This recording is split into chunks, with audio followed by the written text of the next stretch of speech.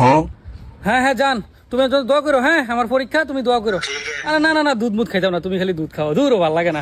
শোনো, সব ক্যালসিয়াম দুধের ভিতরে না, বুঝো নাই? বাদ দাও। ঠিক আছে, তুমি আমার জন্য দোয়া করো। নামাজ পড়ো, নামাজ পড়ো। ওকে ওকে ওকে।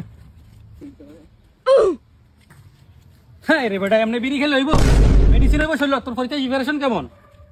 তোর পরীক্ষার প্রিপারেশন কেমন? ভালো হইব কেমনে? এমনি পুরো স্টাইলে বিড়ি খেলে মেডিসিনটা পুরো যায়। তুই দুমাটা নিলি মোহটা আবার বাইরে যাইতেছে গা। বিড়ি খাওয়ান ভালো না বেটা। মামা তুই কি করলি? এই বেটা তুই কি করলি এটা? হ্যাঁ,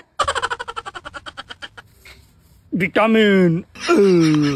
আরে বেটা বলো, এমনি বিড়ি খেলে পুরো ভিটামিনটা তোর ফ্যাটের ভিতরে যায়। কথাটা বুঝছ নাই? তুই খাইলে ভালো করে খাইস, তাহলে মেডিসিন না হইলে। কিও নাতিরা, তোমাকে পরীক্ষার পিরিয়ড কেমন? আই হাই রে দাদা, না ইজ্জত খেলাবেন। এটা পিরিয়ড না, এটা প্রিপারেশন, পরীক্ষার প্রিপারেশন। হ্যাঁ ওই ওইলে একটা আর কি। দাদা ল একটু চিপা জানালো, কথা আছে ল। আরে নাতি সিফাত কি? সিফাত যেতে কি লিগা? আরে কথা আছে, গোপনীয় কথা। কি ব্যাপার নাতি, তুমি সিফাত লইলে কি লিগা? হ্যাঁ রে দাদা, নাতিনি কি কইতাম, খালি আমার দুধ খাওয়াইতে চাই, খালি দুধ খাওয়াইতে চাই। আচ্ছা আমরা হয়েছে সামনে পরীক্ষা, হুতে দুধ খাওয়াই লইব কন? নাউজুবিল্লাহ, আস্তাগফিরুল্লাহ। আল্লাহ, এটা কি বললাম আল্লাহ?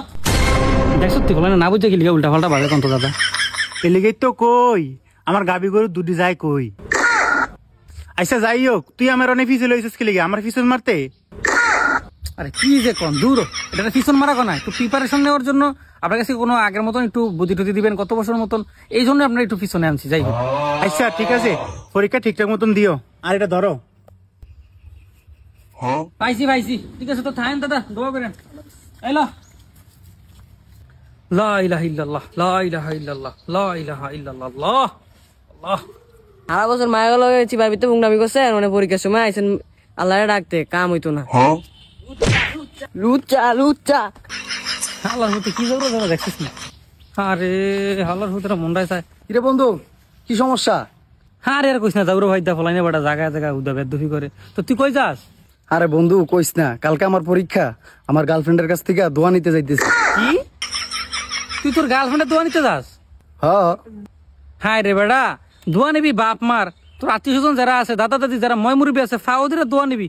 তুই দোয়া নিতে যাস তোর গার্লফ্রেন্ডের?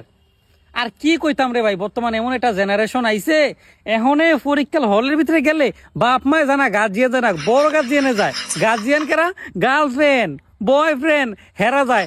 আবার পরীক্ষার হলো সুম্মা দিয়ে আশীর্বাদ করে দিয়ে কি একটা অধপতন দেশটার ভিতরে শুরু হয়েছে। তোরা আসলে কি কইতাম, এমনি ধ্বংস, এটাই ধ্বংস, এটারে কয় ধ্বংস, বুঝোস নাই? যা যা যা, তোর গার্লফ্রেন্ডের ফাউটির দইরা আম্মা কইয়া দোয়া লই আয়। কি বুঝতে পারলেন আপনারা? বর্তমান সমাজটা এমনই হয়ে দাঁড়িয়েছে। বর্তমান জেনারেশনে প্রত্যেকটা মানুষ মা বাবার চাইতে গার্লফ্রেন্ড ও বয়ফ্রেন্ডকে বেশি প্রাধান্য দিয়ে থাকে। পরীক্ষার সময় মা বাবা যায় না, যায় গার্লফ্রেন্ড ও বয়ফ্রেন্ড। তাদের দোয়া নিতে হয়, তাদেরকে বলে পরীক্ষা দিতে হয়। ভিডিও যদি ভালো লাগে অবশ্যই শেয়ার করে দিবেন। আসসালামু আলাইকুম।